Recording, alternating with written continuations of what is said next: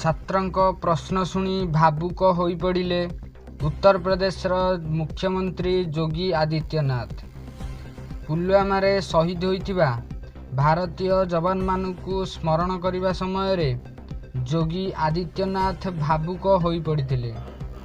ୟୁବା ମନ୍ କି ବାତ୍ ମୁଖ୍ୟମନ୍ତ୍ରୀଙ୍କ ସହିତ କାର୍ଯ୍ୟକ୍ରମରେ ଜଣେ ବିଟେକ୍ ପ୍ରଥମ ବର୍ଷର ଛାତ୍ରୀ ଜାମ୍ମୁ କାଶ୍ମୀରରେ ଘଟୁଥିବା ଆତଙ୍କବାଦୀ ଘଟଣା ଓ ସରକାରଙ୍କ ପଦକ୍ଷେପ ଉପରେ ପ୍ରଶ୍ନ କରିଥିଲେ।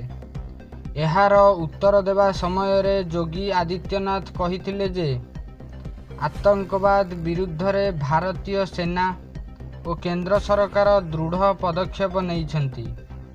ଶହୀଦ ଯବାନମାନଙ୍କ ବଳିଦାନକୁ ସ୍ମରଣ କରି ସେ କିଛି ସମୟ ପାଇଁ ଭାବୁକ ହୋଇପଡ଼ିଥିଲେ। ଆତଙ୍କବାଦକୁ ସମୂଳେ ଶେଷ କରିବା ପାଇଁ ସରକାର ପ୍ରତିଜ୍ଞାବଦ୍ଧ।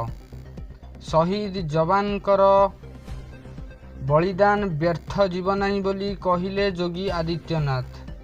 ଯୋଗୀ ଆଦିତ୍ୟନାଥ ଆହୁରି କହିଛନ୍ତି ଯେ ଶହୀଦ ଯବାନମାନଙ୍କ ପରିବାରକୁ ସହଯୋଗର ହାତ ବଢ଼ାଇବ କେନ୍ଦ୍ର ସରକାର।